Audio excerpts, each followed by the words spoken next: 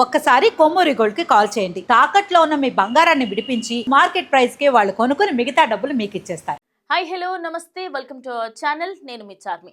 మనం టీవీలో మనం రోజు కూడా ప్రతి ఒక్క విషయానికి సంబంధించి అదేవిధంగా తెలంగాణ గురించి కూడా మాట్లాడుకుంటూ ఉన్నాం. అయితే ఈ రోజు అసెంబ్లీకి రానున్న కేసీఆర్ అయితే ఇన్ని రోజుల పాటు ఆయన అసెంబ్లీకి ఎప్పుడెప్పుడు వస్తారా, ఎప్పుడెప్పుడు మాట్లాడతారా అని చెప్పేసి అందరికంటే ఎక్కువగా వెయిట్ చేసింది మన ప్రజెంట్ సీఎం రేవంత్ రెడ్డి. ఎందుకు అంటే ఆయన సీఎం కుర్చీలో కూర్చొని అటు ఇటువైపు ప్రతిపక్ష హోదాలో ఉన్న కేసీఆర్ గారు మాట్లాడితే చూడాలి, ఆయన వేసే కౌంటర్లకు రీకౌంటర్ వేయాలి అని చెప్పేసి ఆయన రోజు అనుకుంటున్నారు. అసలు ఈ 2 సంవత్సరాలలో ప్రతిసారి అడిగారు ఎప్పుడు వస్తారు అని.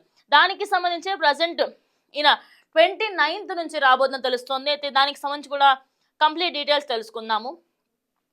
బీఆర్ఎస్ అధినేత మాజీ సీఎం కల్వకుంట్ల చంద్రశేఖరరావు ఈ నెల 29న ప్రారంభమయ్యే అసెంబ్లీ సమావేశాలకు హాజరయ్యే అవకాశం ఉన్నట్లుగా తెలుస్తోంది.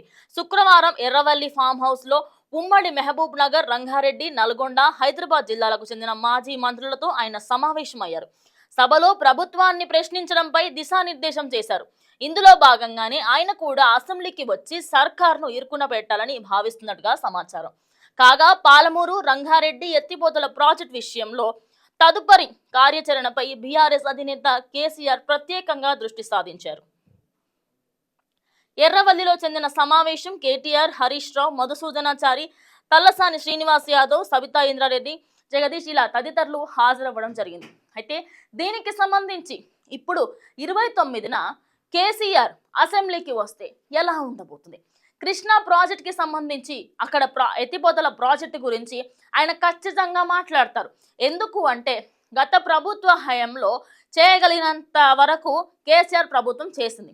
కానీ ఎంత చేసింది అంటే వాళ్ళు కూడా కొంతవరకే దానిపైన దృష్టి సాధించారు. మరి ఇప్పటి ప్రభుత్వాన్నైనా కూడా ఖచ్చితంగా చెయ్యాలి, మీరైనా చెయ్యండి అంటూ ఇప్పుడు ఆ ప్రభుత్వాన్ని ప్రశ్నించబోతున్నారు కేసీఆర్. ఇన్ని రోజులు రేవంత్ రెడ్డికి అపోజిషన్లో ఎవరు కూర్చున్నారు? హరీష్ రావు, అదేవిధంగా కేటీఆర్. వీళ్ళిద్దరి మాటలకి ఆయన కౌంటర్ ఇవ్వగలిగారు, రీకౌంటర్ కూడా ఇవ్వగలిగారు. కానీ ఇప్పుడు కేసీఆర్ మాట్లాడే మాటలకి, కేసీఆర్ ఇచ్చే కౌంటర్లకి రేవంత్ రెడ్డి దగ్గర రీకౌంటర్లు ఉన్నాయా అంటే రేపు అసెంబ్లీ దగ్గర నిజంగా కేసీఆర్ వచ్చినప్పుడే తెలుస్తుంది. ఆయన ఖచ్చితంగా నీటి సమస్యలకి సంబంధించి, నిరుద్యోగం గురించి, అదేవిధంగా పథకాలకి సంబంధించి ప్రతి ఒక్కటి కూడా మాట్లాడతారు. ఇప్పుడు తెలంగాణ రాష్ట్రానికి సంబంధించి రోజు మనం ఏం మాట్లాడుకుంటున్నాం? ఈ ఎత్తిపోతల ప్రాజెక్ట్ గురించి, అదేవిధంగా పిల్లలకి సంబంధించి మొన్న హరీష్ రావు కూడా అటు రేవంత్ రెడ్డి పైన కొన్ని విమర్శలు చేయడం జరిగింది. ఇక కేటీఆర్ అయితే నిన్న మాట్లాడిన ఒక ప్రెస్ మీట్లో మీరు మాతోనే మాట్లాడలేకపోతున్నారు, రేపటి రోజు మా అయ్యి వస్తే అప్పుడేం చేస్తారు అన్నట్టుగా ఒక కౌంటర్ వేయడం జరిగింది. అంటే కేసీఆర్ గారు వస్తే రేవంత్ రెడ్డి గారి పరిస్థితి ఏమవుతుంది అనేది ఇప్పుడు చాలా మంది ఆసక్తిగా వెయిట్ చేస్తున్న కాన్సెప్ట్ అనే చెప్పారు. మరి కేసీఆర్, కేటీఆర్, హరీష్ రావు వీళ్ళంతా ఒకవైపు, కానీ రేవంత్ రెడ్డి ఒక్కరే కేసీఆర్ని అడ్డుకోగలుగుతారా, కేసీఆర్కి సమాధానం చెప్పగలుగుతారా అంటే అది అసెంబ్లీ స్టార్ట్ అవుతుందని తెలుస్తుంది. అయితే తెలంగాణ రాష్ట్రానికి సంబంధించి మనం తెచ్చుకునేందుకు నిధులు, నియామకాలు, అదేవిధంగా మనకి నీటి సమస్యలు ఉన్నప్పుడు, మరి నీటి సమస్యలు అప్పుడు అయినా లేవు, ఇప్పుడైనా కూడా లేవు. కానీ కృష్ణా ప్రాజెక్ట్కి సంబంధించి ఎత్తిపోతల ప్రాజెక్ట్ అయితే ఇప్పటికీ కూడా కంప్లీట్ అవ్వట్లేదు. ఎప్పుడో రాజశేఖర రెడ్డి గారు ఉన్న సమయంలో స్టార్ట్ అయిన ఆ ప్రాజెక్టు, దాని తర్వాత ఉద్యమాలు ఇవెన్నో జరిగినప్పటికీ కూడా అటు మిషన్ కాకతీయ చేయడం జరిగింది. ఇలా చెప్పుకుంటూ పోతే నీటి సమస్యలు లేకుండా చూసుకున్నారు. కానీ ఇప్పుడు కొన్ని ప్రాంతాలలో వచ్చే అవకాశం ఉంది అన్నట్టుగా కూడా మాట్లాడుతున్నారు. మరి మన నీటికి సంబంధించి మన కృష్ణా గోదావరి నీళ్ళ ప్రాజెక్టులు ఏవేవైతే ఉన్నాయో అవి ఆంధ్రాకి ఎక్కువగా వెళ్తున్నాయి అనే ఒక ప్రచారం జరుగుతుంది. మరి దానికి సంబంధించి ఆన్సర్స్ ఉన్నాయా? ఇవన్నీ క్వశ్చన్స్కి ఖచ్చితంగా రేవంత్ రెడ్డి గారు ఆన్సర్స్ ముందే ప్రిపేర్ చేసుకొని రావాలి. అండ్ ఇందులో మెయిన్ థింగ్ ఏంటి అంటే ఇటు ఉద్యోగరీత్యా ఉద్యోగాలకు సంబంధించి గత ప్రభుత్వ హయాంలో ఉద్యోగాలు ఉన్నాయి, అట్లని చెప్పి కొరత లేదా అంటే కొరత కూడా ఉంది. అంటే ఒక 50% జాబ్లు ఉంటే 50% వాళ్ళు నిరుద్యోగులుగా ఉన్నారు. ఇప్పుడు కూడా గవర్నమెంట్కి సంబంధించి కొన్ని నోటిఫికేషన్లు ఇంకా రావట్లేవు. పిల్లలకి సంబంధించి చాలామంది అంటే ఇక్కడి నుంచి ఆంధ్ర వాళ్ళకి ఎక్కువగా నిధులు వెళ్తున్నాయి అన్నట్టుగా కొన్ని వార్తలు అయితే వస్తున్నాయి. మరి నిధులకి సంబంధించి కూడా దానిపైన ఏం మాట్లాడబోతున్నారు?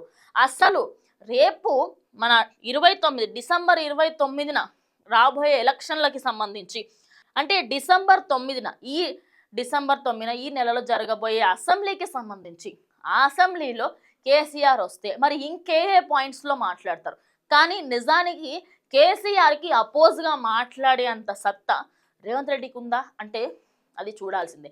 ఎందుకంటే ఇప్పటి వరకు మాట అటు ఆయన ఒక మాట అనడం, ఇటు ఈయన ఒక మాట అనడం ఇక్కడి వరకే చూసాం. కానీ నిజంగా కేసీఆర్ అసెంబ్లీకి వస్తే ఉత్కంఠంగా ఒక పాకిస్తాన్ ఇండియా మ్యాచ్ చూసినంత లెవెల్లో ఉండబోతుంది.